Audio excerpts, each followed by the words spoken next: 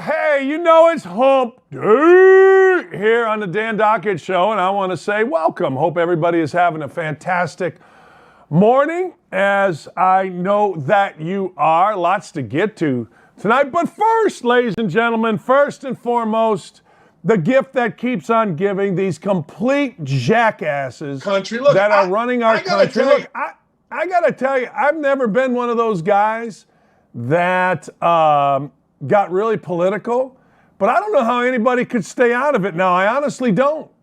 Look, I don't care what side you're on, and I've said forever that I am a completely down the middle. I believe both sides of the aisle have good ideas. I think we should incorporate both sides. I think to be overly left or overly right's idiotic. But I'm the commissioner of common sense. But yesterday, the worst among us, and I do mean this, I think this person is among the worst. Nonviolent crime division, not hardened criminal division, but Nancy Pelosi actually spoke yesterday and went biblical. Let's see what we got here.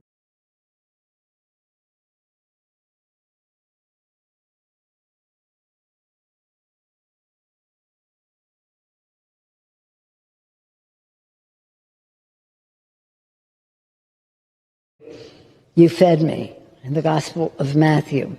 Oh boy. It also was so pleased that Mr. Meeks, the chairman of the Foreign Affairs Committee, was with us because we talked about sanctions, the impact that it is having on food for the world. So when you're home thinking, what is this all about? Just think about when I was hungry, you fed me in the Gospel of Matthew. It also was so pleased that Mr. Meeks, the chairman of the Foreign Affairs Committee, was with us because we talked about sanctions, the impact that it is having on food for the world. $40 billion going over to Ukraine. And the worst among us, this god-awful, unself-aware. Remember when she showed us her $10,000 refrigerator and her designer ice cream? That's what when you're hungry, give us food means to her. Let me also read you from Matthew 23, 27, 28. Woe to you, teachers of the law and Pharisees, you hypocrites!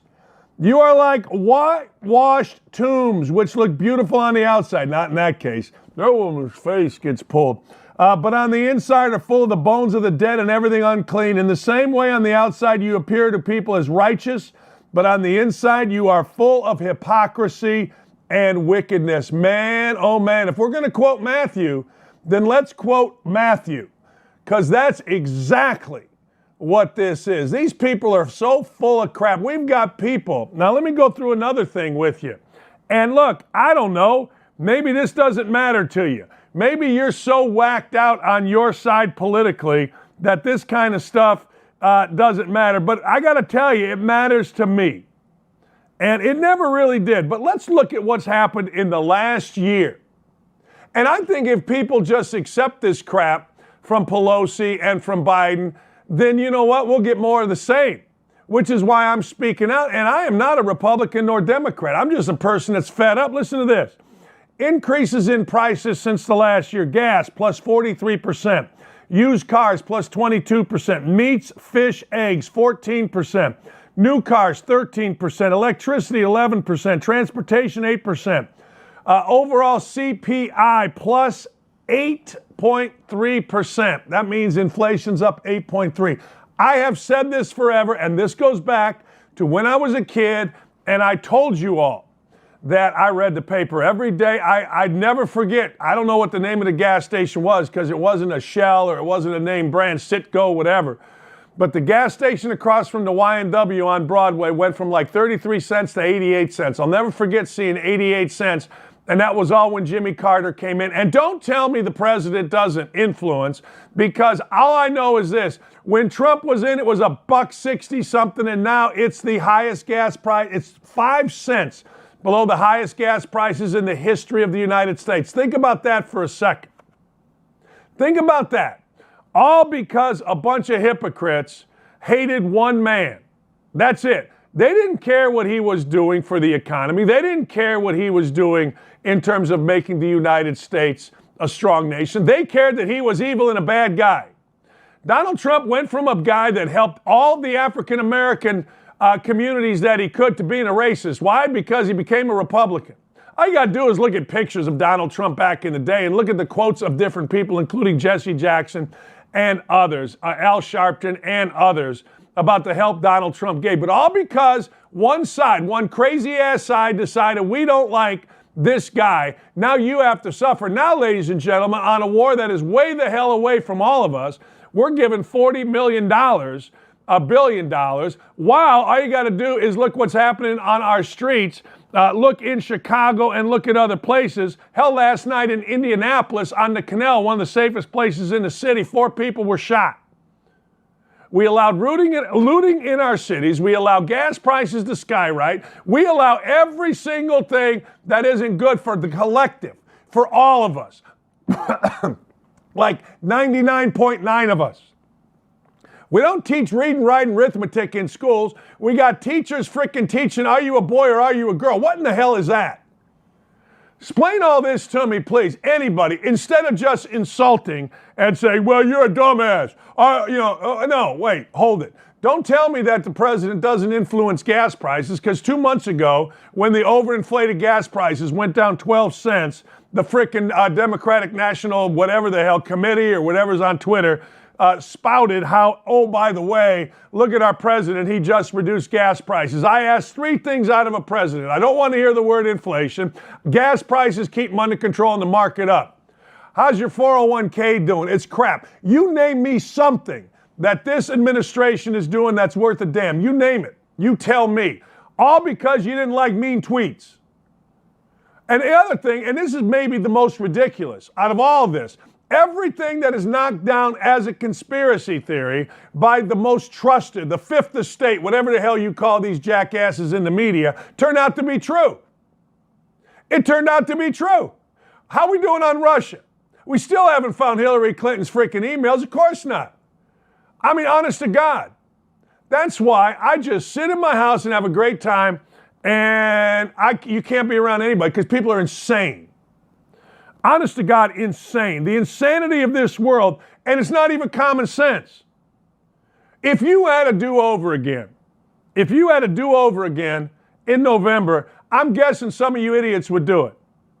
No, I'm serious about it. I'm guessing some of you guys, oh man, Biden's great. Really? What's great about him? Name me one thing. Well, he turns and shakes hands. He doesn't even know where the hell he is. Well, you're shaming. I ain't shaming nothing. It's freaking President of the United States. If you don't know where the hell you are as the President of the United States, you ought not be the damn President of the United States. Honest to God, I don't know what to tell you.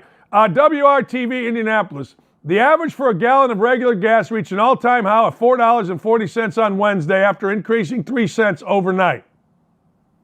And you all are good with that. I tell my kids all the time, I tell every young person, this is what you voted for, this is how stupid you are. Honest to God. This is how stupid people are. Yeah, let's make sure people that can't get off their fat asses and go vote, make sure that we harvest ballots. The world is ridiculous. And you know what? I have never been involved in this, and I'm so glad and thankful to Clay Travis, the folks at Fox News, for giving me this show so at least I can talk about it. I'm not allowed to talk about it when I was at ESPN. Hell, you had to be L. Duncan. You had to be in the LGBTQ whatever community or an African-American male. You couldn't talk about anything if you're a 58, 57-year-old white guy. Oh, man. I remember Seth Greenberg talked about the debate. Hey, stop. No political talk. So they had this big meeting, no political talk. 10 minutes later, Jalen Rose is spewing stupid stuff relative to politics after having a DUI, after calling people white boy wasted. Please, just stop. Thank you, Outkick. Thank you, freaking Fox News. However long this show goes, I can't thank you enough, because at least I feel better at the end of the day that I'm trying to do something while all these jackasses sit there and tell us how great frickin' Biden, he doesn't have anything to do with the war. He don't have anything to do with inflation. He don't have anything to do with gas prices. He don't have anything to do with the stock market. Oh, okay, well, what the hell's he got to do with? Making sure the LGBTQ community, or we got $40 billion going over. Great. Help everybody. That's wonderful. But how about you help the citizens here first? by having some policies that aren't pandering and jackassery and full of pork. The level of stupid that we've reached in this country is beyond my comprehension. Honest to God. And it's everywhere. I cannot turn on a television and try to get an honest, actual analysis of an NBA game without this crap that I'm watching right now. Thank God for Legler. The world is nuts. The genie bus is looking at everything, right? Oh my God, that's an hour and a half show. Has Mike McCarthy been fired yet today? The world is insane. I'm just going rogue here, but hey, it's nuts, and I can't think. And however long this lasts, it lasts. Jesus, we let in Indianapolis, true story, we let riots go on. For what? We have no downtown. The downtown we do have now gets shot. Weakness. Weakness doesn't do you any good. Weakness gets people killed. And last night, 4 women were shot on the canal downtown Indy. Yeah, it's really unbelievable. And we don't seem to care. As long as our candidate is in there, as long as our candidate is okay. I mean, our candidate is more important than the good. How about we just think for ourselves? How about, look at this. You want to see something here? Here, this is a kid running in Chicago. This is a kid running in Chicago because gang members are shooting the damn thing up. Walking down the street in Chicago with an AK. That's what goes on in our cities. And the idiot mayor of Chicago is worried about, well, LGBTQRSTU when nothing's even happened. But that's the stuff that goes on every day in Chicago. A little kid walking home is seen with a backpack with some guy, some soldier in some piece of crap gang shooting up down at the place where the kid lives, and the kid's got to run home. That's the crap that goes on in Chicago. Well, the mayor wants a call to arms on the LGBTQ plus community on something that hasn't even happened because of a leaked memo that hasn't even happened that way either. I mean, think about the world we're living in for 1 second. Just think about it. I don't give a damn if everyone's turned off this TV. I don't give a damn. I want you to watch it. I hope you do. But at some point, somebody got to get mad about this. Stand up. Now, my words mean nothing because nothing's going to get done. But the more people that start saying, wait a second, Joe Biden, Nancy Pelosi, and all you lifetime politicians with a fake face and gourmet ice cream in your $10,000 fridge, what about us? Well, we don't do that. Oh, man, Trump mean, orange bad. Who cares? If you're getting your morality from a frickin' president, then you should have no respect for old Bill Clinton or little girl sniffing Joe Biden. Jesus. It's unbelievable. It really is. Yeah, it's incredible how stupid we've become. And I have no problem saying it because this is exactly what we've become. Matthew, that frickin' fake-faced fraud is going to tweet or talk about Matthew. It's the perfect gospel for her to talk about because then it talks about the hypocrisy of frauds like her, like Biden. Oh, families, we're going to help families. What a bunch of... All right, let's get into sports. Reed Detmers of the Angels threw a no-hitter last night. Oh, my God. Hey, Clayton Kershaw. Clayton Kershaw, his arm fall off. Is Reed Detmers dead today? Where's Jeff Passan writing the book? Oh, we got to protect arms. I'll tell you right now. Reed Detmers, 22 years old, threw a no-hitter and only had 2 strikeouts. Anibal Sanchez threw a no-hitter at 22. This guy throws a no-hitter at 22. And it isn't even on the front page of ESPN's baseball part. It's on the little headlines. A no freaking hitter. When some pitcher actually had the stones, unlike that fraud Clayton Kershaw. I told you the story of Clayton Kershaw, right? Clayton Kershaw's pitching against Kyle Hendricks to go to the World Series. I see MLB Network's Danny Plezak. I'm like, Sack, what's going on? Hey, can the Cubs win? Oh, yeah, Kershaw's so soft, he got nothing. He thinks he's tired. Cubs rout him.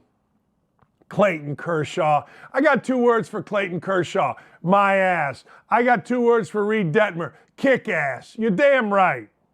Good for him. Speaking of soft, wimpy, and ridiculous, I have an article coming up today.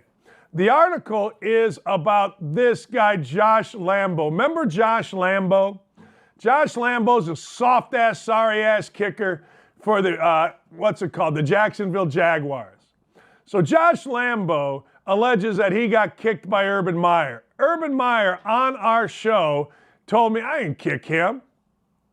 Josh Lambo then kinda, sorta, maybe, sorta, kinda cussed at Urban Meyer. Urban Meyer said, hey, look, Lambo, I have never let a player talk to me like this before, and if you do this and you continue, your ass is gonna be out of here so fast that you won't find another job or whatever the hell he said.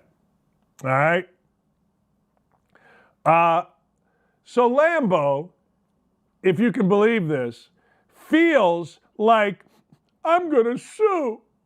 It's a hostile work environment. This is how ridiculous we are as a country.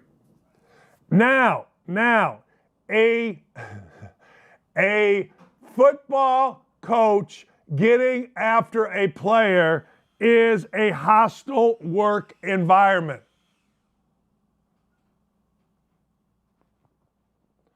That's where we're at. That's what today brings. That's the world that we all live in. Today, ladies and gentlemen, a football coach telling a kicker who initiated the angst. This dude initiates it by his own account. He initiates it, and you know what happens?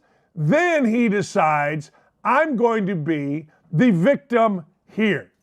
I'm going to be the victim here. I'm trying to find this quote that I absolutely love. My favorite quote. Manipulation is when they blame you for their disrespect. So this soft-ass Lambo decides, Coach got mad at me after I yelled at him. So he does what everybody in America does. That's a little batch. I'm going to sue for $3.5 million. I actually have an article that I am now tweeting out. I wrote an article on this and the ridiculous halftime show of ESPN. But anyway, I want you to see this article. So this Lambo decides this is what I'm going to do. Now, really? I don't know. Look, maybe you find some liberal-ass judge that thinks everything's a hostile work environment if you don't say, yes, how are you? Is everything okay? My gosh. I know you missed 7 field goals, and I know you're a little batch, but hey, is everything okay? How are your feelings today? Hi, Josh. Is everything all right? God, I hope you're okay. So Lambo's going to sue. It's going to get thrown out. I suggest to all you soft-ass men out there, you listen to Jennifer on our YouTube chat, who is begging for men to be men, or my wife, the lovely Lee Ross, who is begging for men to be men. And if that offends you, tough shit. It's time men just read Wild at Heart, John Etheridge. Just read it. It gives you permission to actually be a man, a hunter, a protector. Not this little dip, you-know-whats. Drive you nuts. Swear to God. And we celebrate, oh, your feelings. How's your feelings? Is your feelings okay? Are we okay? 3.5 is salary for 2021 plus damages for emotional duress. Manipulation is when you blame me for your disrespect. That's the story of my life right there. It's unbelievable. All right, what's next? Broncos-Rams Christmas Day. Broncos, because we know ESPN told us Sierra and Russell Wilson have a new puppy named Bronco. Yeah, That's news. Yeah. And Sierra's showing side boob again. Yeah. That's news. So guy with a new puppy is going to play the Rams on Christmas Day. Yay! Last year on Christmas Day, NFL Network had the Cardinals and the Colts, two basically nondescript teams. And guess what? I think it was the third highest rated ever in the history of the NFL Network, 12 million. 28 million watched on Fox, third biggest of the year last year. Christmas Day, smart, and more smart. I get it. The NBA's fine. They got that quadruple header, and I love it. But I got to tell you, you put football on Christmas Day like you did, it's over. Football on Thanksgiving, football on Black Friday, football on the Wednesday before Thanksgiving, football on Christmas Eve, football on Christmas Day, football on New Year's Day. I'm all in on all of it, and do not stop. Do not stop.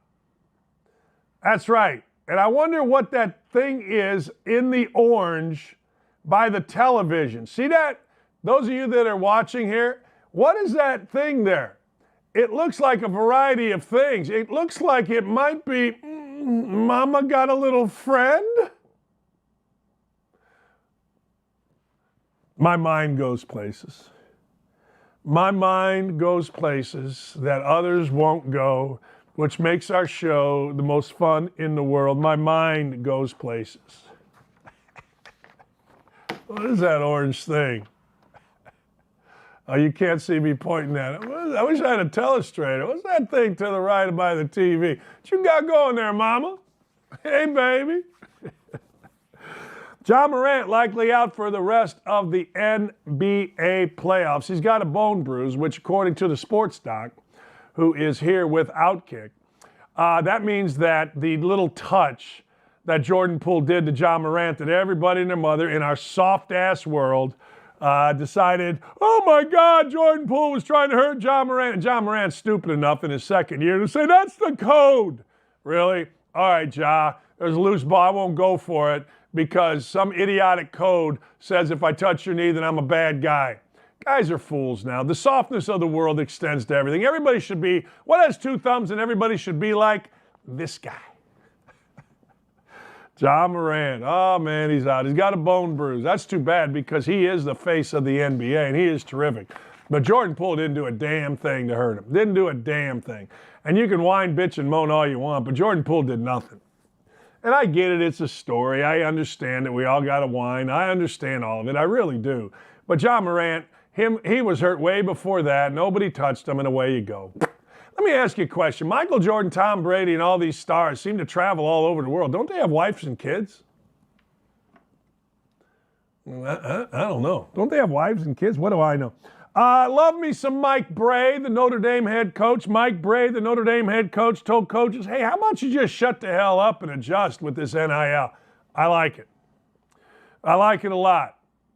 Bray at one point was the head of the Basketball Coaches Association, which is basically akin to being the best-looking man, I don't know, in the Dockage family reunion. There ain't a lot there with that job, but it is a title. And I got to tell you, at the end of the day, he's right. But here's where he might not be right. At some point, you got to stand up. At some point, you got to say, hey, what are we doing here?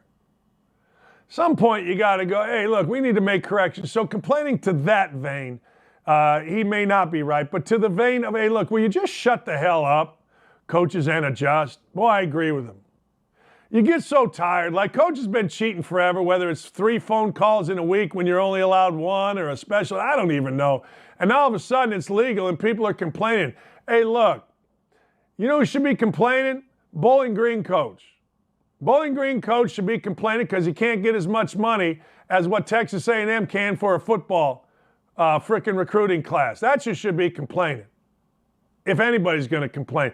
But hell, if I was a head coach at Bowling Green, I'd be on the phone every minute of every day trying to get a big pool of money, and I'd try to get more money than maybe Indiana has, if that's possible. Hell, Bowling Green has 23,000 students every year. That means they got a ton of alumni. I'd try to get a big old pot and buy the best 5 players in the frickin' state of Indiana. Maybe it evens things out. I'm with Bray. How about you just shut the living hell up? Serious business. You just shut up, coaches. Had enough of you. Last night's NBA. I always say this. People don't want to hear. Why am I always right? Can we discuss that for just a second? But last night in the NBA, it was the Heat and the 76ers. Honest to God, you see the guy on the right there? He sulked through an entire game. Joel Embiid, now they were saying this on TV, and I don't know if this is right or not, but Joel Embiid sulked through an entire NBA playoff basketball game. Think about that. Think about that. Sulked through an entire game. Took 11 shots, acted like he didn't care, to the point where the best halftime show, the only honest halftime show, had to talk about whether or not he was sulking or whether he was hurt. The score was 120-85. The 76ers did not care. That's what happens when you get children. The Heat are not children. The Heat are adult men. But when you get children like Embiid and others, you get 120-85 in a big game, and you get your star player sulking through the game. When did men, not children, when did men, 21 and over, start sulking? When did we decide sulking is a good thing? This is why we need fathers. If I sulked when I was a kid, my father would not have had it. I'm not one of those guys that said, my father would have hit me. My father just wouldn't have had it. And then the other game, look, that's a 30-point game too. That's just a matter of the Mavericks not being any good. Look, here's the way it happens in the NBA. You can scheme pretty good games for about 3 or 4 games, and then everybody knows everybody really well. So what happens? Well, you know what happens. The better team's going to win. That's why these series are so great, because it gets the better team through. And by the way, go to Outkick. I have an article up right now about why, ladies and gentlemen, why the NBA playoffs are better than the NCAA tournament. And one of the reasons is home court advantage. And last night, you saw 2 home court teams win by 30-plus points. And one of the reasons is the home court. Now, the other reason is after you get to a certain point in a series, talent takes over. Like, you're not going to run a set at this point, game 5, 6, or 7, that the other team hasn't seen. I mean, there's 8 million little nerdy guys sitting in a back room dissecting every play and giving you a percentage on every play. I mean, look, you go to the NBA, they spend bazillions of dollars on dudes that sit in the back and go, hey, watch out for this play, watch out for that play. So you're going to have to beat them with talent. And last night, quite frankly, Devin Booker and the rest did. They just did. Chris Paul had 10 assists. He had 28 from Booker. The game was over early. And you're going to probably see it next time. Not 30 points, but you're probably going to see it. And Joel Embiid, I got 2 words for you, my ass. Read wild at heart, Joel Embiid. Don't go sulking through an entire game. Look, we all can make excuses for him, but that's why I love Sir Charles, Kenny, and Shaq. Sir Charles, Kenny, and Clark Kellogg, Mr. Vanilla, during the NCAA tournament, that's no good. Those 2 are good. But you throw Shaq in there, where, and Shaq's always got to talk about himself, which I think is really funny. Shaq is the epitome of a meathead. Well, when I played, I wouldn't allow that to happen. Okay. But anyway, I love it. So there you go. Go read my article. It's at Outkick right now on the website, and I think you're going to like it. It talks about this. Let me ask you also a question. Has there ever been a broadcaster, outside of when me and Tarico were doing games, has there ever been a broadcaster that you turned a big game on and watched? A big game on. A big one. The biggest NFL game, you said, hey, look, Rams are playing Tom Brady. I got to watch this because Joe Klatt's doing the game. Or Troy Aikman or whoever. Nah, only guy, Howard Cosell. That's the only guy. Got a monster for you today. Todd Fuhrman, you see him, you know him, you love him. On a variety of different shows. Allison Williams, oh man, I got a lot to talk about Allison Williams. When we come back, it is a great week for What the Hell Wednesday. Here's what I got in What the Hell Wednesday. Farting, flipping coins, television star glues himself, Jim Irsay's out of his mind. PETA comes after Musk. And NBA games willing to play in the United Arab Emirates. We got it all. Like George Costanza said, I got it all, baby. We'll be right back.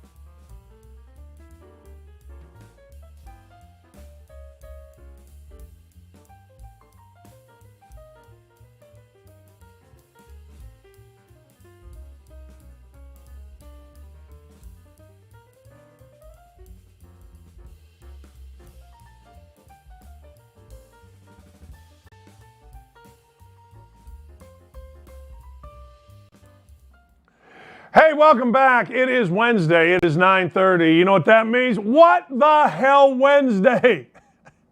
All right, this is where we take news stories, mostly from sports, and bring them to you. We're going to bring them to you, and I know that there's a lot of weird stuff in this world, but let me give you this one. Now, I don't know who this guy is. I should, I assume, but his name is Marcelo.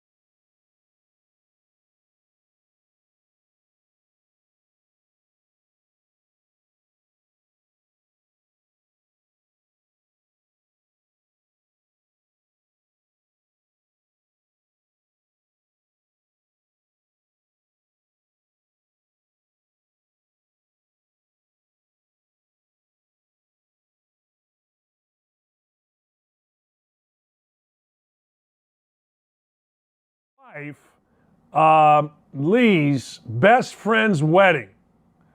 And I looked around, I go, what? And my wife, as women do, recognized the scent.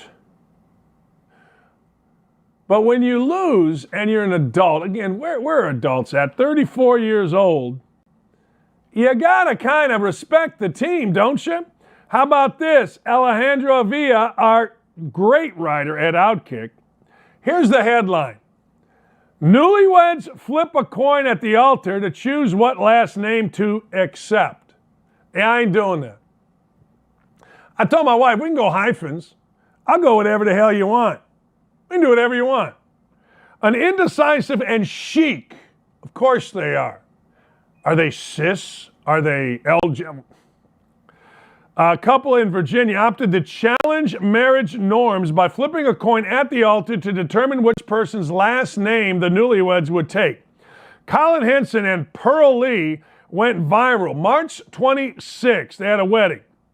They handed a coin to their marriage officiant to decide whether they would become the Hansons or the Lees.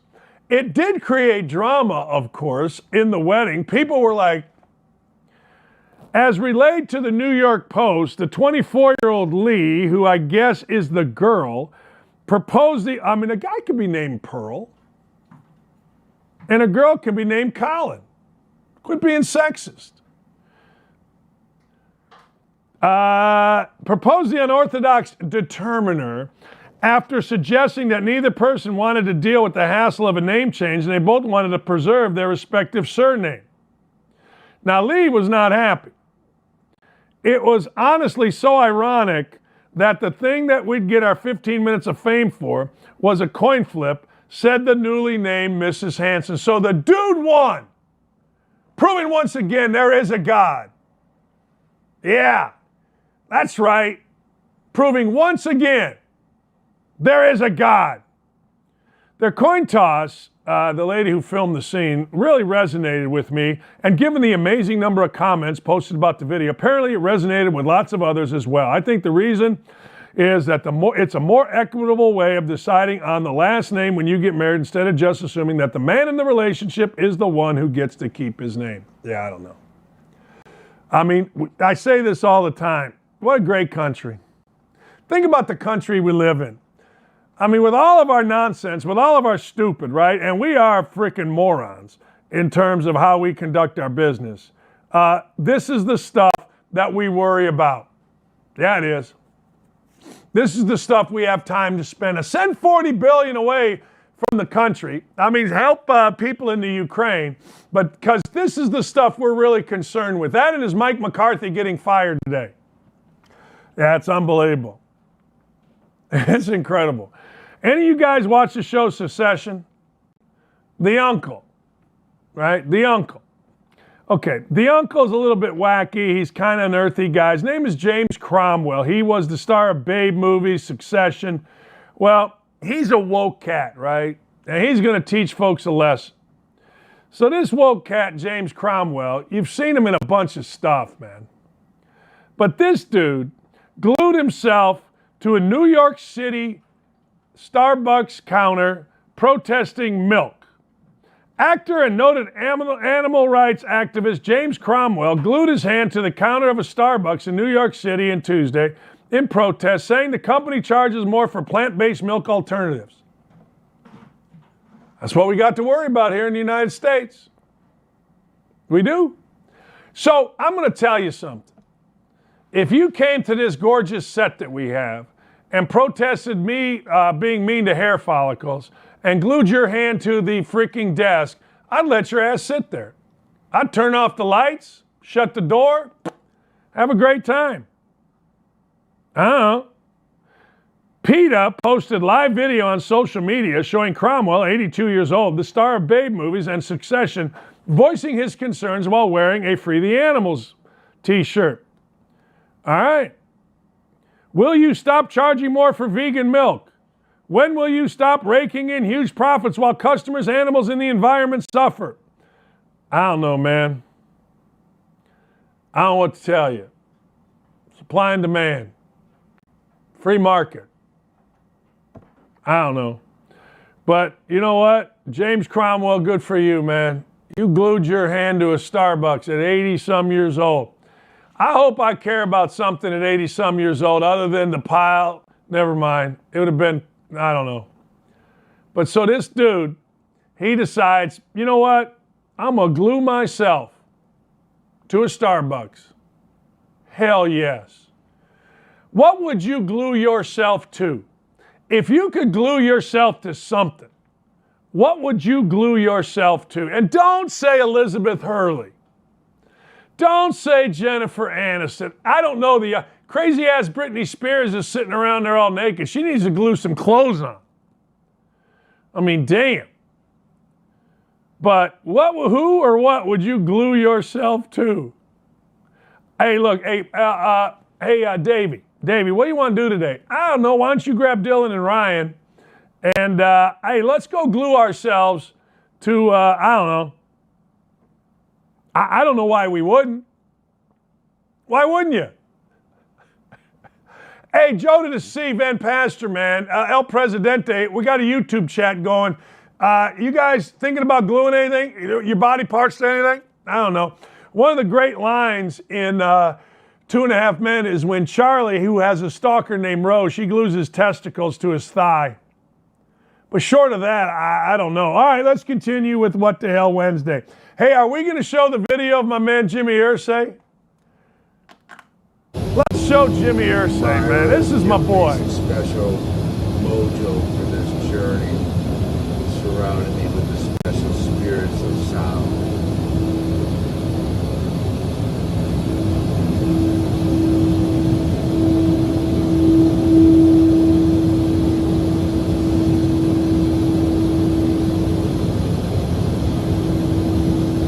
Awaken, open your eyes, don't live your life sleepwalking. Peace.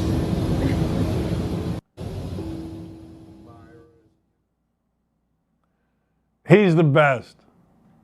He is a billionaire. He's on his billionaire plane. He's letting us all know. And Myra, I don't know what the hell she got. I mean, she got something. But Myra, you know, when you're around, I've never been around Jimmy Irsay. He refuses to come on my show. He'll go on others because they'll ask him questions that, you know, he likes. He won't come on mine, and that's cool. I got no problem with it. But Jimmy Irsay is one of these dudes that, I don't know, you just kind of like. So here's the video, right? And you can go to @JimIrsay. So here are the comments after. Epic post, sir. Now, there's this one little guy. He's got to kiss his ass, so he doesn't count. Reggie Wayne, who also has to kiss his ass, put in #living. Michael Silver, who I like, he's a reporter guy, says the best. Joe Deitchman says, nothing like trying to do a rhythmic chant while having the APU humming. I don't know what that means. I don't know. Some other guy named Drew says, bowls give you peace.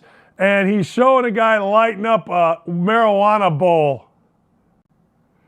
Brett Wagner says, hands down, best owner in the league. I'm telling you, Jimmy Irsay is out of his mind crazy, and it's great. He's our guy. He is. He stands outside his plane. He doesn't care that you might get jealous. He don't care about carbon emissions or whatever the hell. He's flying his big-ass plane somewhere. And if you don't like it, tough. Tough. That's it. I don't care. Some lady named GP, you got to understand, everybody kisses Jimmy's ass. The singing bowls are always so calming. May it bring you peace. Okay. All right. John says, hey, Jim, John here. My dad is awesome, so I don't want to lose him. Will you adopt us both? Namaste. Jimmy Irsay. He's the best. Seriously. He's the best. Another guy says, hey, man, save some for the season. Jimmy Irsay is the owner that went from win, win, win, greatness, greatness, greatness to accepting mediocrity, and we don't even care. We don't care. What do we care about? Look, Jimmy, entertain us. Indianapolis, we're a bit of a remedial fan base. We like cap space. We do. We like cap space and our general manager winning awards. We do. We love it when our general manager gets an award from the agents that say, hey, he's the best general manager, or the media. That's what we like. We don't want to make the playoffs. We just like when our general manager gets the award and when our owner does namaste. I think it's awesome. All right, more with milk. Apparently milk has people insane these days. Apparently milk, we already saw an actor that glued himself to a frickin' Starbucks. Now, PETA, the People for Ethical Treatment of Animals, scolded billionaire Elon Musk for a tweet in which he declared that he enjoyed drinking some chocolate milk. What a country. Seriously, Jennifer, El Presidente, the rest. Isn't this a great country? I mean, this is our kind of country. This is the stuff we worry about. We don't have to worry about bombs. We don't have to worry about nothing. Hell, we got baby milk, we got baby formula shortages. We got a guy that doesn't know where he is in the White House. We got Nancy Pelosi quoting scriptures. We're giving $40 billion of our dollars to Ukraine when our gas prices are the highest in the history. But damn it, watch out for chocolate milk. Chocolate milk is insanely good, Elon Musk tweeted. Oh my God, how couldn't it get a response from PETA? Drinking cow's milk is like driving a gas guzzler. The dairy industry is one of the worst contributors to the climate catastrophe. What happened to caring about the environment? Now, chocolate milk we can get behind. I don't understand. What are you doing? That's what we got to worry about. It was a few years ago, PETA decided, I don't know, the basketballs that are used in basketball need to be changed, and they changed them. And not one announcer has been smart enough, other than me, to understand that they're much softer, so they stick on the back iron, and they suck, and then they drop in. Only I understood that. Musk was having none of it. This is why I like Elon Musk. You got to stand up to people. Putting people down for not doing everything they can to support a certain issue is annoying and makes many people not want to do anything just for spite. Food for thought. Yeah, everything you do. Like, hey, every word I say on here must be scrutinized because we can't be perceived as any kind of ist. Drink milk. Defend yourself. Manipulation. I mean, we must conform to PETA. LGBTQRS, we must conform to. We must always conform to every group that is the loudest. And if we don't, we shall be chastised.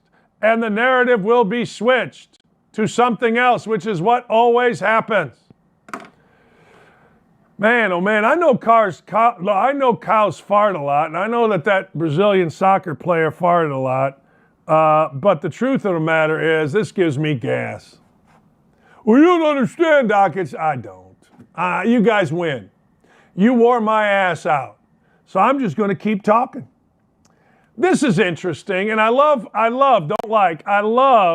what our faithful leader, Clay Travis, is doing here. I do. Clay Travis is calling out L. Duncan. If you recall, ESPN protested the Parents' Rights Bill in Florida. It's the Parents' Rights Bill, by the way. It is not Don't Say Gay. It never says that in there, but the jackasses, again, I just told you, they changed the narrative because they mistakenly believed it attacked gay rights. Well, ESPN, the primary TV partner of the NBA, also protests on air the NBA playing in games in the United Arab Emirates where gay people can be murdered for being gay. Where's L. Duncan on this? Where's that great social civil rights warrior, L. Duncan? Where's that girl, Lee, who had no idea what the hell she was breaking in for? And then her partner, I forget her name. She was a coach at Purdue, women's coach at Purdue. Whatever the hell she was reading from a script. We think this rights bill is not very good.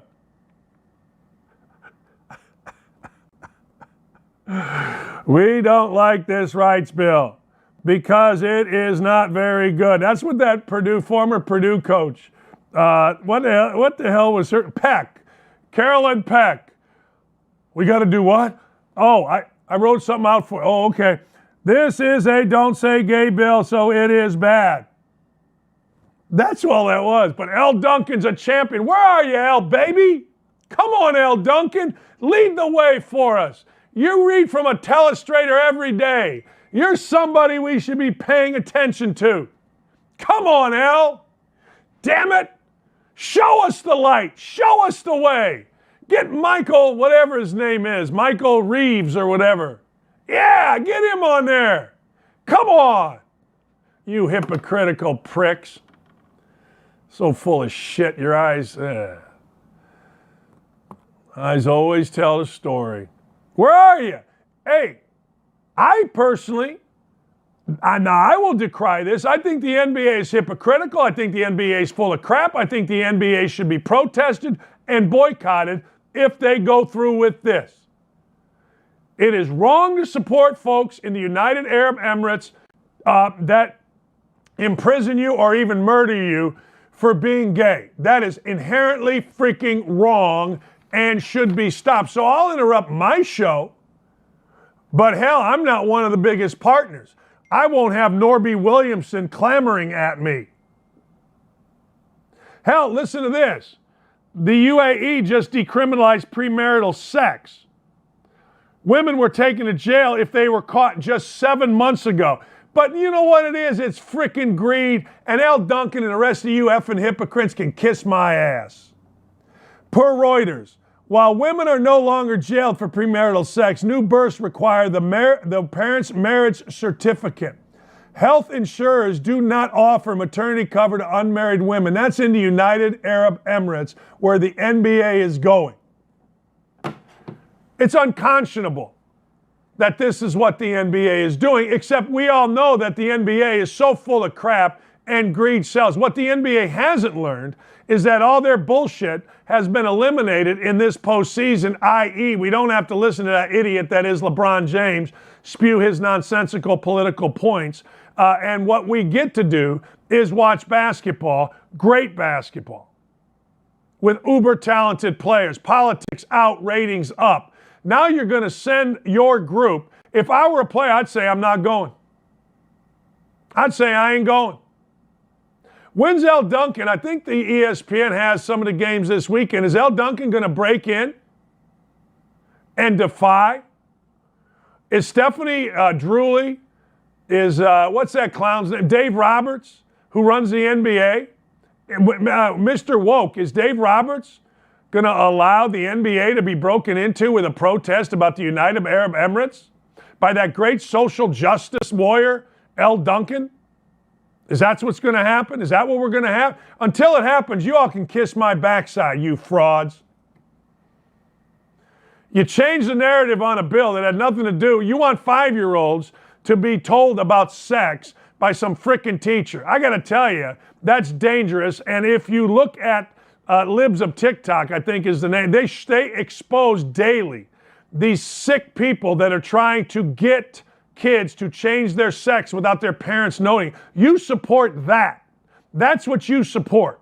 You want Sister Geraldine, my 3rd grade teacher, to bring me, Andy Atar, Freddie Viana, and the rest of us in and ask us if we're actually boys. That's what you want. That's what you protest, but you won't protest gay rights. You won't protest people being in prison, in some cases murdered for being homosexual. You won't protest that?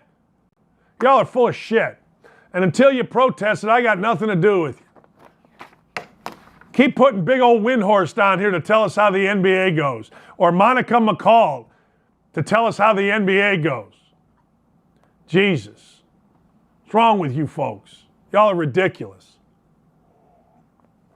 Look, I ain't the best person in the world, but I ain't no damn hypocrite. I mean, where are you? It drive you nuts. It does. Man, oh man.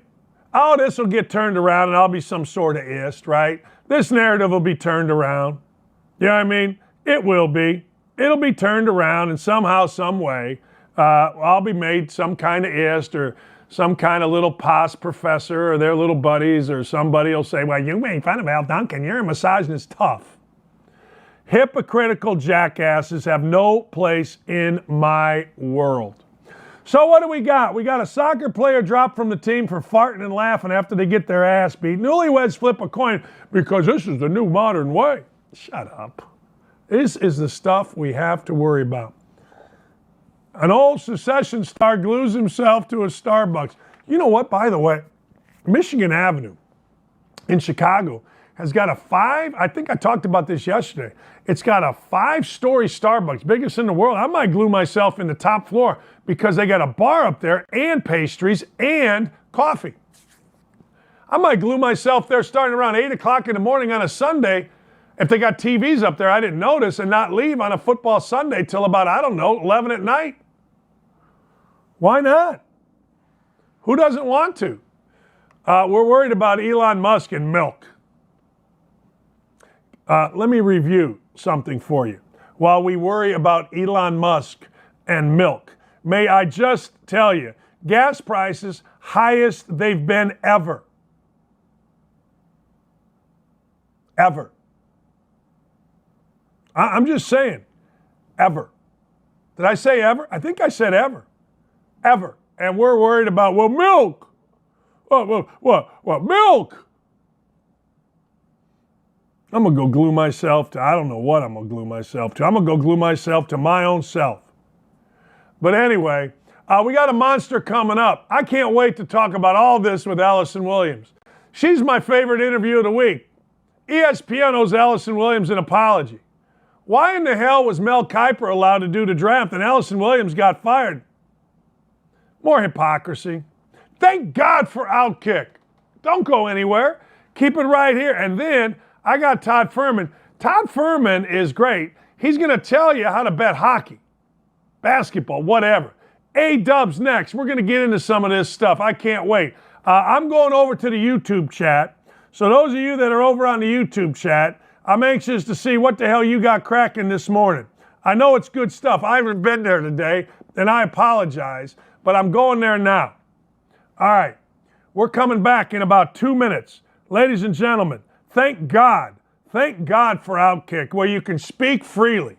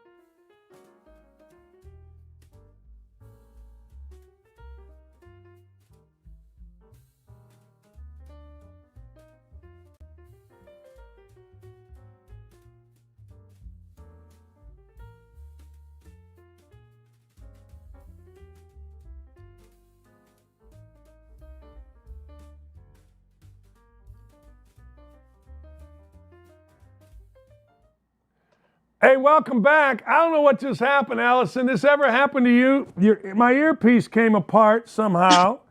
So I don't know what the hell I'm going to do here. I got to be able to hear you, so bear with me. It just got deep in my ear. I thought that's why I keep a whole, clump of earwax to keep things out of sticking in my ear, but I digress. Hey, Did you Dubs, break how your are thing? you? I'm good. Are you going to be What's able to that? get through this? Did you break your earpiece? Is it in your ear, like in your head? Do we need to call a doctor? Lee? I don't know. When I was a kid, I saw a Twilight Zone where the criminal would put this brain-eating bug in your ear when you slept. And so my entire lifetime, I've been nervous about putting things in my ear. Because Oh my God. And does that include Q-tips? Is that why you have an excessive amount of earwax? yeah, I don't know. Yeah. Hey, Dubs, I got a lot to talk about. What do you think? You've been in college sports. You've talked to all kind of people. Your school, Miami, John Ruiz goes nuts, and now all of a sudden, the NIL has got to get guidelines on it. Where are we at with this in your mind? I mean, this is just so how the NCAA rolls, right? It's always reactionary. It's never proactive. They opened up this can of worms and got us all into the wild west with the NIL with no guardrails whatsoever. And I get it, they're just trying to avoid lawsuits to a certain extent. But I felt like the whole press release was very on par with what we've seen with the NCAA in the past, and that's it didn't have a lot of clarity and it didn't have a lot of teeth. So I think I'm going to take the Mike Bray approach and just say, everybody just shut up and deal with it. It is what it is. We're coaches who make a lot of money and we'll figure this thing out. I usually agree with most of things Mike Bray says. So I'm with him on this. It is a bizarre time. And I think we all knew it would be, and we all kind of knew this was going to get ugly before it got right. And it was going to change things and all that. And so we're living through it and we're working through it, and you got to figure it out. Obviously, I think we talked last week, the intent of all of this is not what it has become, which is boosters using it to incentivize recruiting and so forth, versus rewarding people who have become, celebrities in their own right and have business opportunities and endorsement opportunities outside of their sport. So it's a mess. But I mean, did we really expect anything else? You bring up Bray. I just talked about this in another segment. I always said this, and when coaches get complained, I go, dudes, we make, they made. I never made that kind of money as a coach, but you make 4, 5, 3, whatever it is, $1 million, not you to win, number one, but two. You got to handle the tough times. You got to handle the tough situations. And that's what Bray said. We make a lot of money. Figure it out. And I think he's absolutely right. Yeah, he is. And this is, look, this is different and I get it, but there's a way to navigate it and work through it. And you don't need kind of the woe is me, oh, it's so hard, I'm losing this guy and blah, blah, blah. You figure it out. You figure out a solution. That's what you get paid to do. And you get paid a shit ton of money to do it. And in large part because guys you're coaching aren't getting money from the university. So I think you need to have some self-awareness about what your role is and how you capitalize in this system and how it's been beneficial to you. And instead of playing the victim, maybe you try and work to be part of the solution, because again, it is unprecedented. I get that. It's frustrating. The rules aren't clear, if there are, how they work. And I'm sure it makes a lot of people uncomfortable. They were very comfortable with the rules before. They knew how to cheat and get around them very easily and cleanly. And they had their system in place. And now it's oh, wait, I don't really know how this works anymore. So yes, I'm with Mike Bray. This is why you make the money you make, is to navigate these times and get your programs through them and handle them in the way that best represents your university and your program and the values that you have. So, of course, I agree with Mike Bray 100%. Everything always evolves back to the lovely Lee Ross Dockage, whose father famously taught her, "Mo money, mo problems." That's it. That's it. There's a famous rapper that said that too, but I'll go with Mr. Ross. Like I had a friend yesterday who does have a lot of money. We were talking about this very thing. He's a Notre Dame fan. He goes, "Hey Dan, listen, you make $500,000 a year, you got $500,000 worth of problems. You got $850,000 a year, you got $850,000." Coaches have actually, Allison. Now, I stopped coaching in '07, and when I was a head coach at Bowling Green, I had to fundraise, I had to worry about academics, I had to worry about my whole staff being complicit, compliant. Now they've taken, like, Notre Dame coach or Big Ten coach doesn't even think about worrying about fundraising. The academics is totally taken out. The compliance department, all you really got to do as a college coach is recruit and win. That's it. Now you got to recruit, win, and deal with the NIL. All right, so what? Yeah, and that's become a 24/7 job. This, like, recruiting is insane anymore. So I understand some of the roles within those respective spheres have changed, but everything's delegated out. I mean, they don't deal with 90% of what goes on within college athletics, like you said. I mean, they have their radio shows and they do their recruiting and their coaching, and the time they spend though at the office. Like, I'm not trying to diminish, because there are coaches, and I think you know a lot of them, who are downright psycho, and they're there at like 4:30 in the morning and they leave at 9:30 at night and 10 o'clock at night, or they sleep in their office and they don't see their family for months and all that. I don't think that's healthy either. I'm not saying like that's the solution or that coaches aren't working hard, but you're right. Their focus is much more narrow than it's ever had to be, because they have these enormous staffs and support staffs and everything that's taken care of by the athletic department and the people that they hire. So their role is definitely more focused, but I don't think that time commitment probably has changed all that much, just because of the demands of the job. Let me change gears actually very dramatically. Your thoughts on all of the protests. We're revisiting it from a week ago when it all started. Now that we've had protests, not only in front of Supreme Court Justice's house, but I just saw where people were protesting in front of Nancy Pelosi's house. About what is your thought on all this? Wow. I didn't know that about Pelosi's house. That's interesting. I 100% support people's right to peacefully protest and express their opinions and wants and desires. And that is fundamental to our democracy. I understand that completely and support that, and always will. I think it's unfortunate that it's taking place in private residences. I don't think that is appropriate and can lead to, things like intimidation and stuff like that are problematic. I think it's more appropriate to take it to public spaces like, the footsteps of the Supreme Court. I think it's also more impactful. I feel like it is a more personal attack when it's taking place in a neighborhood or in front of a person's home. And that to me feels wrong and not consistent with the intent of the rule. So I think regardless of how you feel about the draft that was published and leaked and so forth, I think you have to kind of like step back and say, okay, is this an appropriate way to handle, when we don't like what the Supreme Court puts out? It's to go into their private residences and areas and neighborhoods and protests. I personally, I don't agree with that. I understand it might be within their rights. I think there's like some statutes that limit that because of the ability or the intimidation factor, right? So I don't personally agree with it. I'm not versed well enough in the law to like understand the legality of the right to do that. I think the most effective and meaningful protest should take place in a public space, representative of the cause you're protesting. I don't like this, like, and that it feels like that's kind of where we've become with everything. Where everything's very personal, right? Like, instead of talking about arguments and logic and science and facts and law, we want to get personal with it, and that's what it feels like these protests have become. And I personally don't support that. No. Have protests reached Wyoming where you are?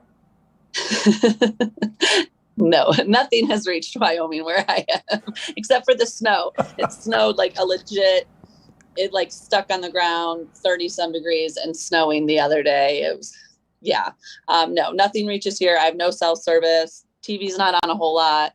You're working around the clock. And it's funny. It's such a different way of life because you don't have time to be bothered by things that don't directly affect you. Does that make sense? So like, if it doesn't directly affect, like you can't get all worked up and whatnot because you're too busy. There's too much other shit to do. There's guys busting theirs. You would actually get a kick out of it. So we have a lodge, 5 log cabins, and that's what the majority of the structures are here. There are these guys that have come. I think they come from like an hour away down in Idaho, and they have brought in these giant, I mean, like 20-foot poles, trees. They're trees. They're giant 20-foot dead trees, and they hand strip them down to repair the log rot damage that we have on the log cabin. And they were here yesterday. I think they got here at like 8:30 in the morning, and they didn't leave until almost 9 o'clock at night. And they're busting their asses. And I watch them and I'm like, yeah, I've never had a real job in my life. like that's freaking work. It was insane. It's insane. So what they don't have time to. They don't have time to glue themselves to a Starbucks like I've seen a guy with Succession do. They don't. Let me see, what else was I talking about here today? They don't have time to worry about Elon Musk drinking chocolate milk. Like, those are the stories in our country right now. You know, guy glues himself to a Starbucks because of milk, and Elon Musk gets ripped by PETA because he drank chocolate milk. You guys, you wilderness, you're more than country folk. You're wilderness folk. You wilderness folk ain't got no time for this. Ain't got no time for that. They're trying to keep warm and get their houses to stand up and their logs not to rot and put food on the table. They're not worried about offending people or PETA or any of that. Yeah, no, it's a much different way of life. Yeah. Hey, let me ask you this, because you are the smartest person that I talk to, you and Lee. Is it fair to criticize Joe Biden over gas prices and inflation? Yes. 100%. Who else do you criticize for it? I mean, and I'm not just talking since the Russia-Ukraine thing. I mean, gas prices were on the rise since he took office. Inflation's been on the rise since he took office. The economic stimulus checks that he put out, like this money has to come from somewhere. And the restrictions he put in place with the oil production and so forth has driven up gas prices. The war in Ukraine does not help. I understand that, but why are we not more energy independent at this point? Why are we getting oil from Russia? Like, that's not probably the smartest way to go about things. So yeah, I think, and here's the thing too, like Biden running talked about taking responsibility and like Trump's responsibility for COVID, even though it was a virus, like there has to be accountability and responsibility. It's part of the job. Yeah. And anybody that runs for it will say like, yes, we will take responsibility, and they control so much of the government. How do you not put some of this on them? And it's concerning. And it's not just like inflation and gas. I mean, food is out of control right now. There's, all these food shortages predicted, and it's bizarre. Like, these food plants are burning at an insane rate. I don't know if you've seen that at all. And the flu with the birds and all that. And now like baby formula, there's a shortage. Like, what's going on? Like what's going on? Because nothing seems to be going right. Nothing seems to be working towards families who are, trying to get by and having their like basic necessities jacked up in price, but also becoming really scarce, which is alarming. And I don't know who else you criticize or who else you look to than the leader of the country. I feel like you and I are both kind of, what's the word, centrist. I've always said I can take stuff from this side. I think people that vote, and you and I have talked about this, vote on a straight party ticket are idiots. They can't think for themselves. Mm-hmm. If I'm going to vote in an election, I like to find out both sides, because I think both sides have good ideas. But I got to tell you, and again, you can tell me I'm wrong, please do, but I think that anybody that is currently supporting the performance of this administration is just simply so blinded by their support of a particular party or their hatred of Donald Trump. Because I don't know how you can look at America and say this is good. It's both. Honestly, I think it's people who are just so biased and cannot kind of see really what's in front of them. But I think a lot of it too is like the Trump traumatic syndrome, where people just hated him so much that anything is better than him. And so they are determined to figure out like what they can point to that's better, or refuse to acknowledge that perhaps things were in a better place with him, even though they didn't like him. That's the other thing. Like I try to compartmentalize who Trump is as a person and like who he was as a president.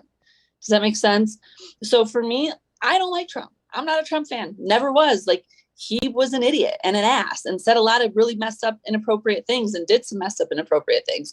But I'm not looking to go to dinner with the guy. So are you helping our country and making things better? Like, that's what I care about.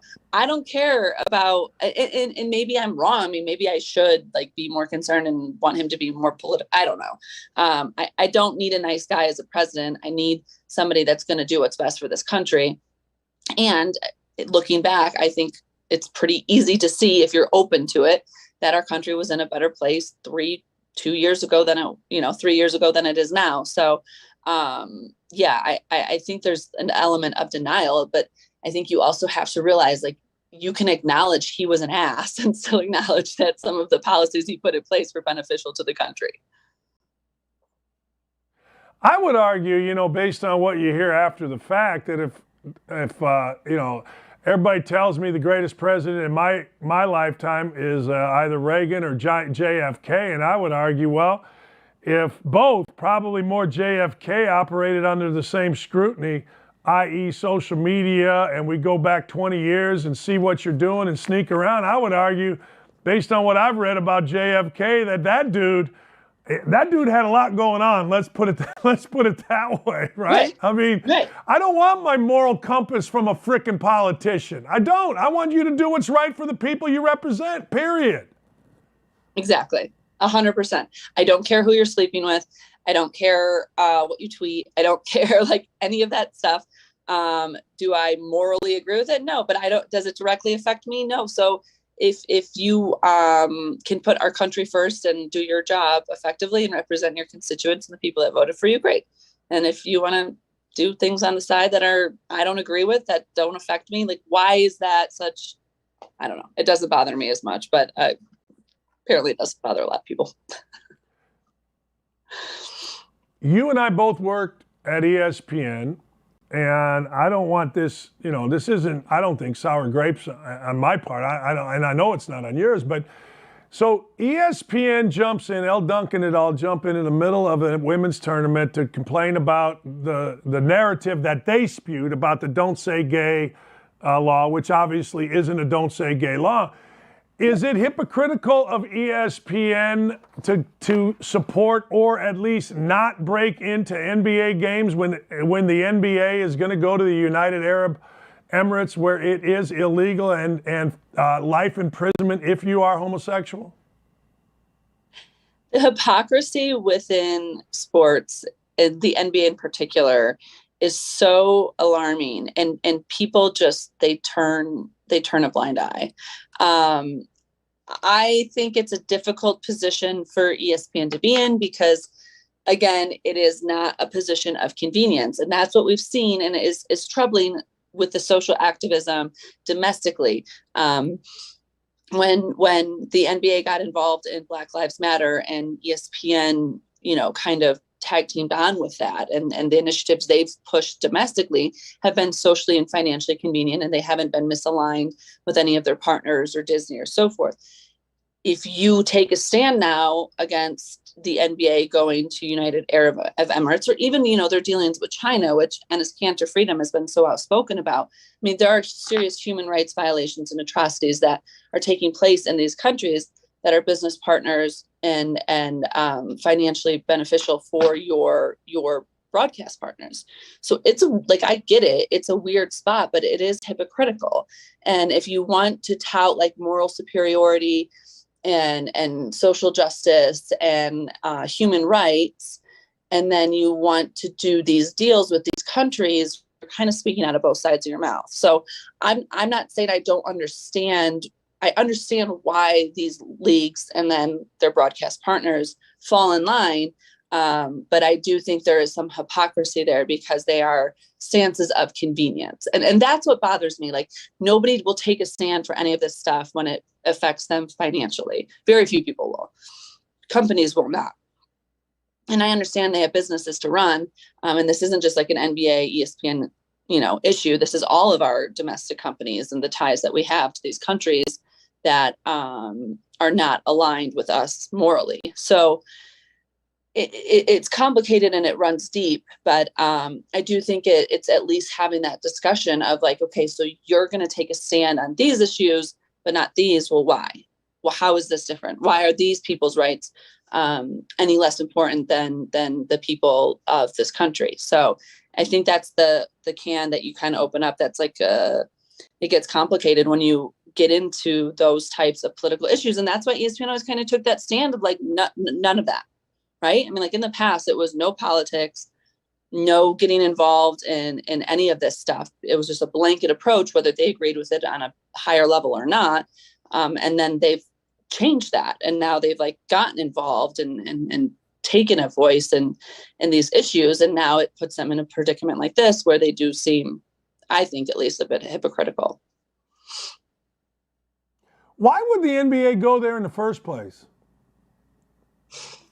Social pressure, right? Money. I mean, it's hard to say exactly what the thought process was and the discussions were in those boardrooms without sitting down with Adam Silver. But this is, again, I mean, that's, even if they felt like, okay, this is the right thing to do and we have to stand up and get involved in this capacity, they had to realize like there are other issues with direct partners that are even bigger and more atrocious, and that it's going to open themselves up to those. And it has. I think they've done a good job of kind of keeping a cap on it, but that has to do with the control they have over what's covered and the information disseminated.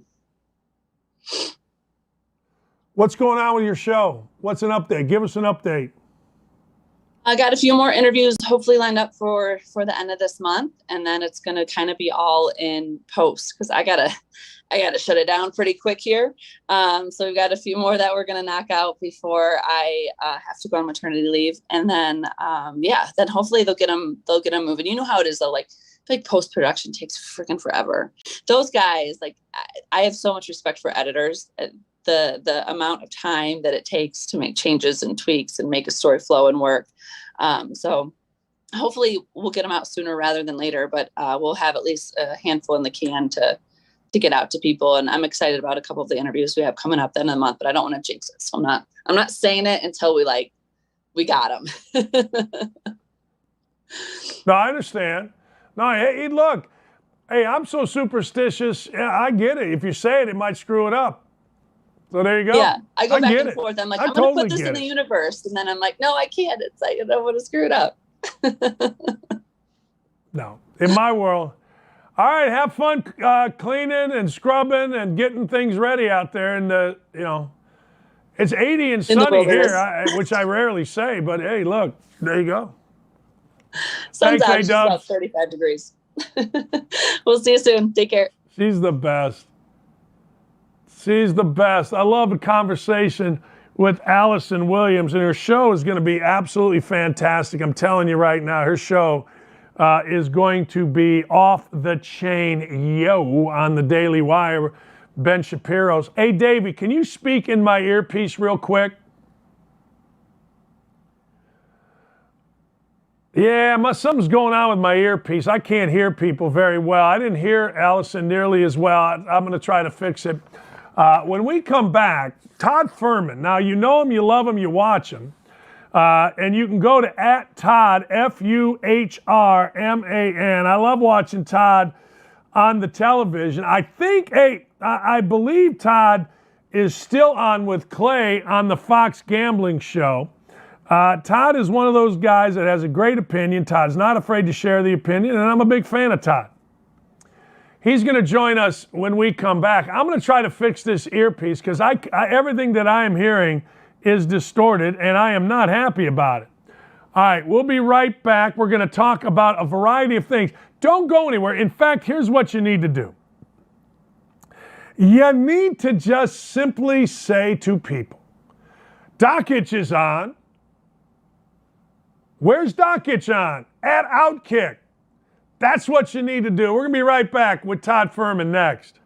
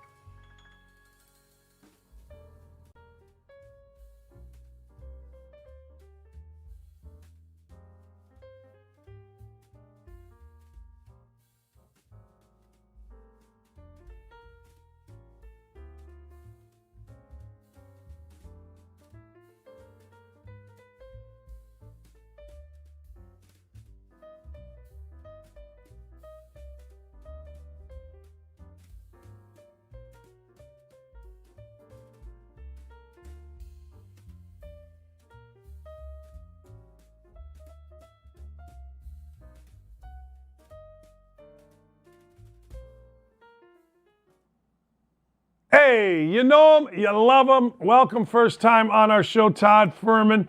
Here's what I like, Todd. Former odds maker, when I'm reading your Twitter bio, and by the way, at Todd, Toddfuhrman. So I look at this and it says former odds maker. And one of the reasons I wanted to have you on my show is because I really enjoyed when you and Clay and Uncle Sal did the show on Fox. But then I look at your Twitter. You're not a former odds maker. You're a freaking current odds maker because everything's about gambling, for crying out loud. You know, it's a little bit different though, Dan. You spend time on one side of the counter trying to beat everybody out of their money, and suddenly you go through a role reversal where now you're trying to take the sports book's money. It's just like going from being a college basketball coach where you're trying to get the best out of your players to being an analyst where you can rip everybody apart and be critical from a very different perspective. So it's still all about the numbers, but the reality of things I'm not setting numbers for the casino anymore. I'm trying to do my best to take them down. Hey, Todd, I got to ask you, because I get asked all the time about this, and I don't have the answer. You do. What does it mean? How do you go about setting the odds or the numbers for a casino? What's involved there? It's fascinating. Yeah, it's as much art form as it is science. You kind of apply a numerical value for every player and team, and it doesn't matter what sport. You could be talking about college basketball, the WNBA, even NASCAR, for example. Everybody is reduced down to a number that you use to kind of mold in creating a betting market. So the goal of the odds maker isn't what people think. It's not to try and create 50% of the action on team A and 50% of the action on team B. It's using an accurate reflection for where these teams are, baking in a little bit of public perception, tying in the analytics, and trying to weight a lot of the mathematical variables the right way. So you're placing proper numbers on a given quantity, and then you open the numbers up for betting. And more often than not, some of the sharpest bettors in the world will tell you when your opinions or your math models are wrong, or in some cases where you're right. The one good thing when you're doing it for the house is that you have a built-in mathematical advantage. It's the juice that we've seen so many times can bring bettors to their knees. The power of putting up $11 to win 10 is an extremely powerful component in leveling the playing field. How much of it is, again, I'm totally ignorant on this, but I'm so curious. Like computer-generated algorithms, you talked about analytics, but is there an algorithm effect here? What do we got? Yeah, there's a lot more done with computer programming than ever before. I mean, the old days when guys were setting numbers, it was a lot of dudes sitting around smoking cigars, throwing back their brown liquor, trying to spitball in terms of where they thought some of those numbers should start. But when you look at the level of sophistication in the betting market now, oftentimes you have a couple of prominent sports books that establish a baseline for some of these prices when we're talking about regular season win totals or odds to win the AFC and NFC in the National Football League. But for individual game odds, you'll often have a couple of books that'll get their numbers up first. You'll see that a market will reach an equilibrium point, because the interesting part about it is that you and I could have very disparate opinions on a particular game, and I may make a game -3, you may make a game -5. What naturally will happen, though, is people will come to my sports book, they'll bet the favorite with me, they'll lay 3, they'll go to your sports book, they'll take the underdog +5, and they'll be able to create a little bit of an arbitrage situation. So it's always interesting when you watch the evolution of a point spread. The numbers that'll come out early on oftentimes get shaped over the course of the 12, 24, or in the case of football, 6 to 7 days they're on the board. And that's when you'll get professional bettors betting larger limits. The more efficient a market like we see in pro football, the bigger bets that odds makers feel comfortable in taking. What's a sharp? Yeah, I mean, a sharp is someone that does this professionally. They're an individual, male or female, whose opinion is respected in the betting market. And I think this is one of the most fascinating parts about sports gambling that often gets overlooked for those folks that are kind of just entering the space. In the stock market, every dollar is created equally. If you want to buy 100 shares, you go to your broker. It doesn't matter if you're worth billions or if you're worth thousands. The market is going to reflect that. Sports betting couldn't be more different in that particular regard, in that someone's opinion can mean a lot more regardless of the amount of money they're putting down on a game. So if you're looking at, say, the NBA schedule for tonight, and someone comes in with a truly respected opinion and they want to bet Golden State -3 for, let's say, $1,000 to use round numbers, there's a chance that books are going to try and move based off of that bet more so than somebody who could come in and bet 4 and 5 times that. Because what happens over time is you learn to profile your customers when you're in the odds making business, and you realize that there are going to be a select few individuals referred to as sharps that get the best of the number and know how the betting market is going to move, whether it's because of their mathematical inclination, whether they happen to have better information, or they may just have the slight knowledge of what player or players could be ruled out long before some of that information gets made public. So Joey Bag of Donuts walks into your casino, you're going to know it. A guy that's a sharp. There is a very good chance. From my time behind the counter at Caesars, we knew when certain players came, the time of the week that they were going to bet and their unique betting pattern. that there was going to be news that hadn't been made public yet that I was going to have to pay close attention to. And if someone comes in and wants to bet an NFL game for a substantial sum of cash at 9 a.m. when we opened up on Monday mornings, by Thursday, you had a pretty good idea that a starting quarterback wasn't going to be 100%, that a running back was going to be ruled out, or there were something that wasn't quite meeting to the eye in the general consensus out there. And it's the ongoing cat and mouse game that takes place in sportsbooks across the country, because it's professional bettors' job to get the best of the number and move as much money as they can. And it's everyone on the other side of the counter working for the casino or for the sportsbook to try and protect their assets.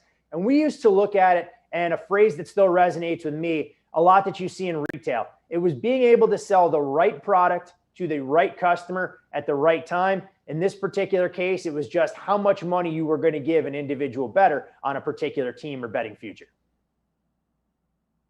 Hey, Todd, how much pressure is there on a bookmaker, an odds maker? It all depends on who your boss is and how they're managing you, because there are some bosses that love to come in first thing Monday morning, yell and scream and go, how the hell did you not see this coming? When in reality, any good boss is going to understand that you're working the market throughout the course of the week. You're always going to be subject to late game variance, whether it's a made free throw, whether it's a field goal that bangs off of the uprights, and that's the determining factor. And so for me, I worked for a boss who's no longer in the space, who used to come in and blame us on losing days, but take all the credit when we would have a good NFL Sunday. So there was a lot more pressure there. But I think over time, a lot of the good odds makers and the teams that they employ, they trust their staff to do some of their homework. And you just want to kind of build your trust. And when you establish a track record and a precedent for being able to shape numbers the right way, take the biggest bets from the right players, oftentimes there is a level of stress involved because you always want to be right. It's the competitive nature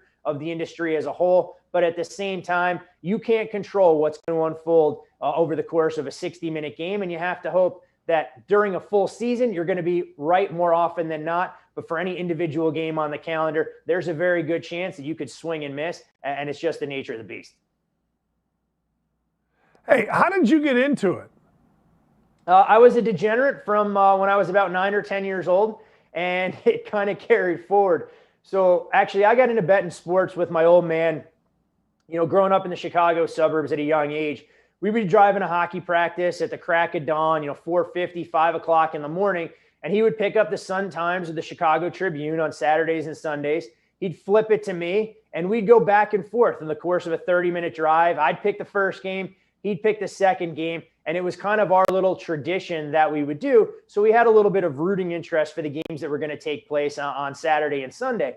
Over time, though, because he wanted to teach me what he thought were valuable lessons, he decided, you know what? I'm going to allow you to pick every game, and I'm just going to take the other side regardless of who you pick. And as things would go on a little bit each year, or each week, I should say, he started to understand that I was doing more homework. I was spending time on the internet trying to figure out how I could get a little bit of a handicapping edge. And at that age, when you're 12 or 13 years old, you're not thinking much of it. Fast forward to when I got into high school and happened to find a campus bookie, started betting a little bit more. Those dollar bets with my old man turned into betting $10 on college basketball and hockey. So one day, Dan, I come home and I have a pocket full of cash, but like a moron, I don't clear it out of my jeans. So I throw it in the hamper. My mom does the laundry. And the first thing that my mom tells my dad is she thinks I'm dealing drugs, because what other way does a 14-year-old come home, with $150, $200 in cash in their pocket? But wrapped around the wad of cash was a little piece of notebook paper. It had all my bets written down. And of course, my parents, like any good parents are going to do, sit me down. They try to explain the pitfalls, the trials and tribulations that come along with it. But at that point, I think they understood that I was going to do everything I could to get into the industry. Ended up spending a lot of time studying math. Tried to convince the headmaster of boarding school that I should be able to start the sports gambling club, going head-to-head with the stock market. He, however, didn't feel that my sales pitch was right in line with the overall school ethos. And then in college, spent all my time, developing an aptitude for economics, studied what, offshore gaming had done for the Latin American economy, specifically in Costa Rica, and just tried to figure out how I could get into the gaming industry, because for all intents and purposes, I really thought that I was destined to go work in Wall Street. I was going to put on my fancy suit. I was going to work 90 to 100 hours. I'll look in the mirror and realize it'd be a hell of a lot more fun being 24 years old living in Las Vegas. But I can tell you, it's a much different dynamic now at 40 with a fiance than it was when I was 24 and single out in Las Vegas, staying out till 4:30 and 5 in the morning and just trying to figure out how to deal with that hangover to meet with corporate executives 7:30 in the morning. Hey, I'm from that area. What high school did you go to?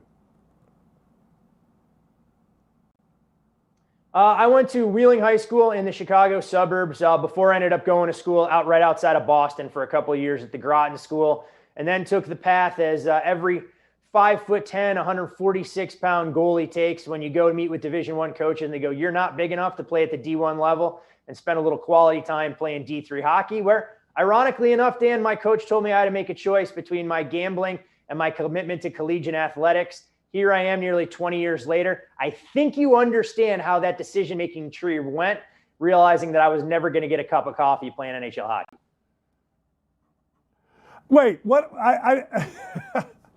What high school did you go to in Chicago?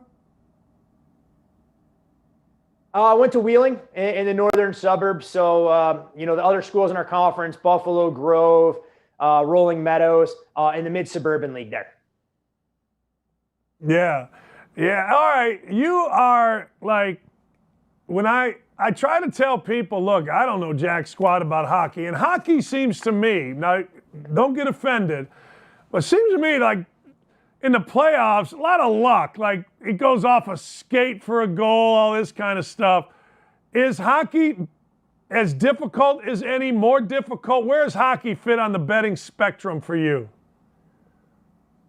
You are spot on when you're talking about puck luck specifically and the amount of variance that'll show up in the course of a hockey game. And one of the numbers I think that puts it in perspective, when you look at the NBA, the best team is going to win over the course of a 7-game series. You're obviously talking about much higher scoring levels and talent, reigning supreme, and it's why you see the best teams vying for an NBA championship. But when you look at the NHL, and it was a stats by Michael Lopez, who now does a lot of work for the NFL, who put it out there when they distilled the numbers down to figure out who the truly best team is in the NHL. You can't decide that in a best-of-7 series. You'd have to play a best-of-51 to give you a more accurate reflection of what team was able to dodge some of the variance and assert their dominance. So you are talking about, a lot of sweats and one-goal hockey games where, to your point, a puck off of a skate, a puck off of a stick, a puck bouncing off of a partition into an empty net. You hope that those things work in your favor, but there's no doubt betting hockey can take years off your life, even more so than some of the other sports, just because of how subjective some of the situations are. If a goalie gets hot, you have to tip your hat and realize I got to live to fight another day. And it's why it's so important to kind of stay away from laying massive favorites this time of year, because more things can go right than can go wrong over the course of the NHL playoffs. What do you like? I mean, obviously you were a hockey player growing up, so you love the sport. And I look at your Twitter and you got the Bet the Board podcast. By the way, great podcast, bettheboardpodcast.com, or follow it at bettheboardpod, and you'll learn a lot and you'll be informed and you'll probably win money. But when you look at this year's playoffs, Panthers the best. I know they lost early. I'm a big Panthers fan simply because I like the way they do business. Blackhawks were my first love growing up there, but they're not in. Where are we with the Panthers? Yeah, I mean, you look at Florida, a team that won the President's Trophy for the best record of point accumulation during the regular season. When you watch them on a nightly basis, this is a team that has a ton of firepower. They run 3 to 4 lines deep. They can score with anybody in the league, and that was kind of how they conducted themselves under Andrew Brunette's leadership during the regular season. The problem we've seen, at least through the first 4 games of the playoffs, and anything can change, and we started to get an inkling of what Florida was going to be able to do in Game 4 when they battle back against the Caps, but it's a much different dynamic. It's a grittier game. You have to be physical and go out there and being able to work for all of those greasy goals in front of the net, and you didn't see Florida buy into playoff hockey, at least through the first 3 games. And you thought that they were on the brink if they don't get the game-tying goal in Game 4 against the Caps after they pull Sergei Bobrovsky before winning the game in overtime. You'd have been talking like we see so often in the NHL, one of the best teams during the regular season, not even moving on to the next round.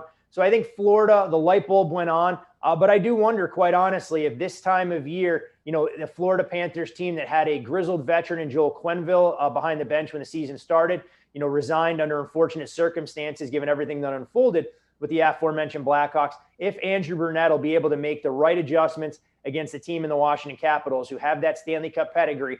Although they're getting a little bit older and long in the teeth, it's a team that's not going to give you an inch. And we'll see if Florida is able to learn something from that Game 4 win that can catapult them into the next round. Because I think any hockey fan or casual observer would love to see the Panthers take on the winner of the Lightning Toronto Maple Leaf series, because it would arguably be one of the best series you'll see this entire postseason.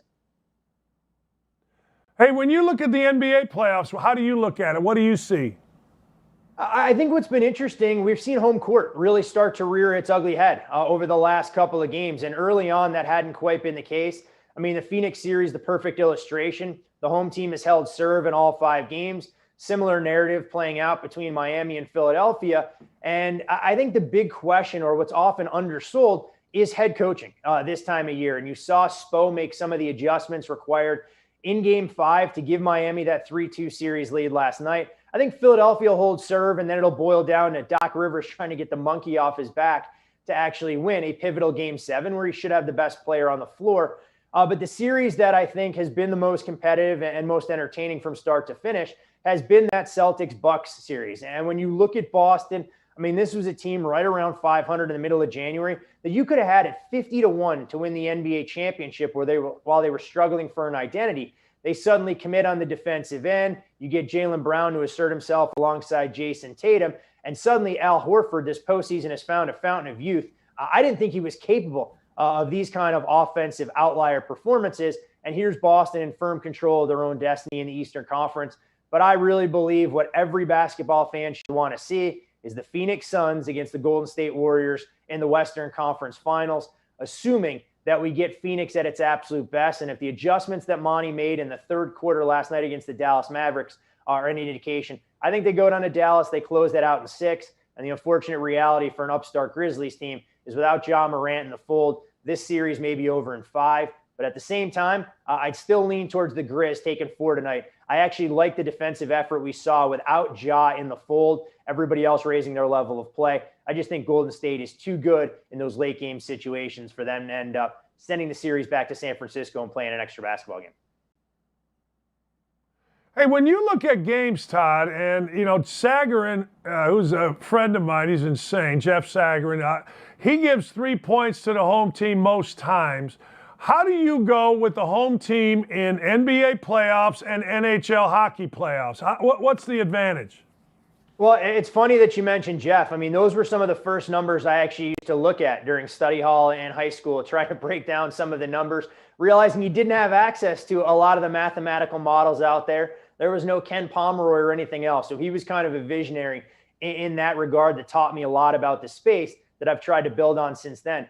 When you're talking about the NBA playoffs, at least in the first round, home court advantage is only worth a shade more than a point. So you saw a lot of the home teams being undervalued, and it's why the road teams were starting to, find a little bit of value in the betting market and cover at a slightly higher rate. Now, the deeper we get into the playoffs and travel starts to take a little bit of a toll, granted, it's not 30 years ago where all of these players are flying coach, you've seen that home court has played a bigger role, and the valuation as we get deeper into these series, I think gets to be more paramount. I'm not as bullish on home court necessarily being worth 3 points throughout the course of the NBA playoffs. But what's interesting about all of it, it's a truly fluid model, because that's the school of thought that I was brought up on as well in the National Football League, that it didn't matter where games were played. If you played in Lambo in December or you played in Jacksonville in October, that home field baseline was going to be worth 3 points. What we found out digging into the numbers over the years is that's not necessarily true, and you have to have a sliding scale because it'll give you 1 point of opportunity or 1.5 here or there. And you've seen it in the NHL playoffs, maybe more than any other sport, where sometimes home ice advantage can actually work against you.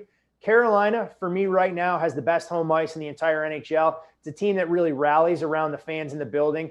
But in a case like Minnesota last night, or even Toronto for the better part of 2 periods in Game 5 against Tampa, you saw that kind of work against the home team because you grip your stick a little bit tighter. It takes the air out of the building. And unless you can be a true front runner, that home crowd can work against you. And it's something that's plagued a lot of the Canadian teams for years, for fans that come into the building hoping for, a Stanley Cup run. They don't get it. And I think last night in Edmonton, at least for the first two periods as well, you had fans sitting on their hands, and it wasn't until Connor McDavid and Leon Draisaitl get the team going that the fans got behind it. But you could have heard a pin drop with that overtime game winner by Adrian Kempe about 90 seconds into the extra frame. So home ice in the NHL, I think, is overvalued. In the NBA, we're starting to see it a little bit undervalued with home teams dominate so far this round. I've said for years, and I don't know if you agree with this or not, but I've said for years, one of the most ridiculous phrases in sports is the friendly confines of Wrigley Field, because the fans at Wrigley Field are brutal on the Cubs. They are over the years. Now they learn to like them when they win.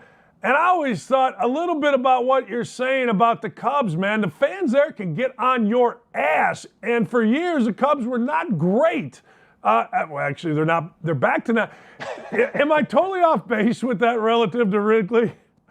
No, I mean, we used to call it, growing up there when the Cubs were an afterthought throughout the course of the 90s, it was the world's largest bar. Nobody went there to watch a baseball game, for a 2:20 first pitch on a Friday afternoon. It was, how early can I get to Murphy's bleachers? How fast can I get a chicken sandwich down the hatch? And how many old styles am I going to polish off by the fifth inning before the Cubs were down 7 or 8 runs? So there is a component of that home field can work against the home team if the fan base wants to turn. The problem for the Cubs right now is, judging by the attendance, at least through April and May, there aren't enough fans in the building to make a difference as they're dealing with 40 and 50-degree temperatures.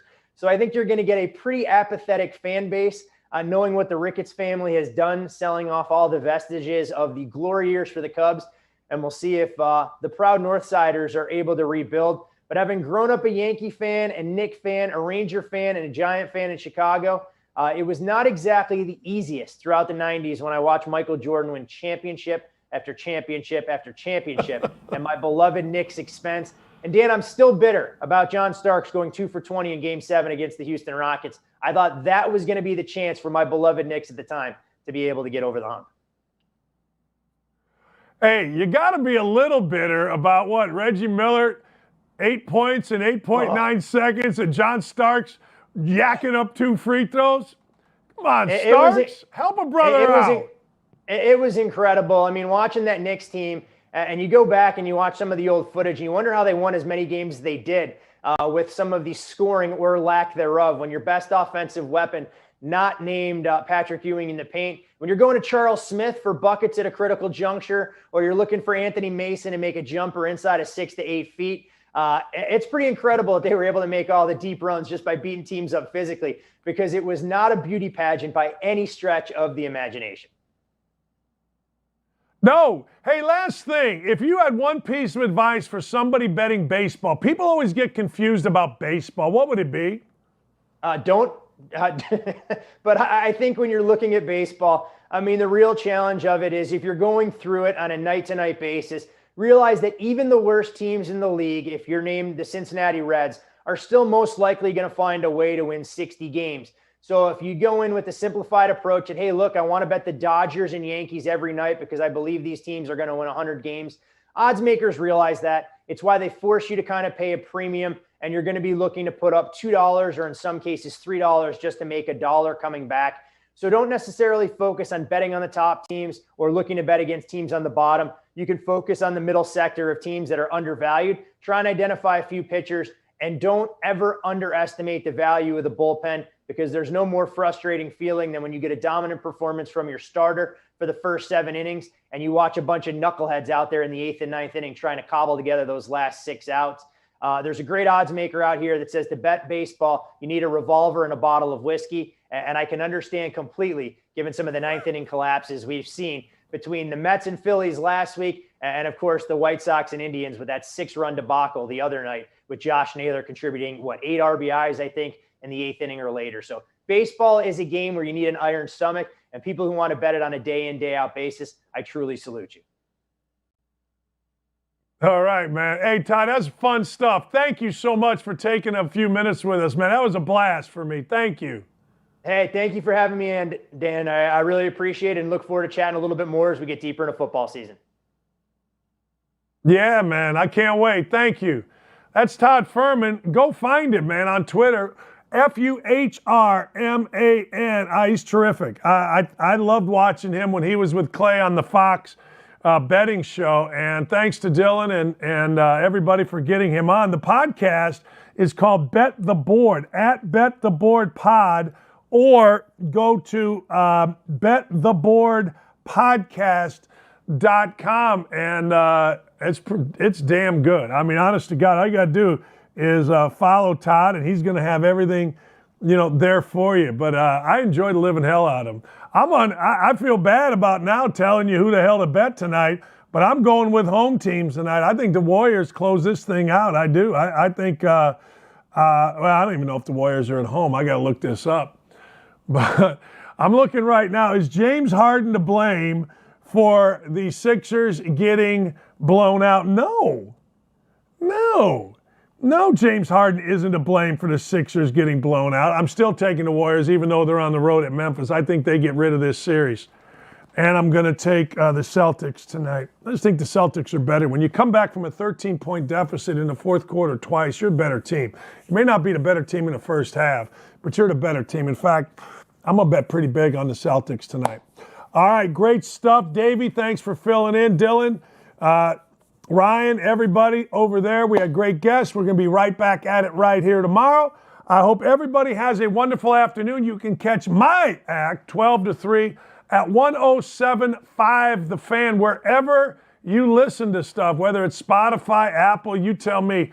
But we'll be back at it again tomorrow. Can't wait. This is a lot of fun. Hope you had some fun today, too. Dockage out.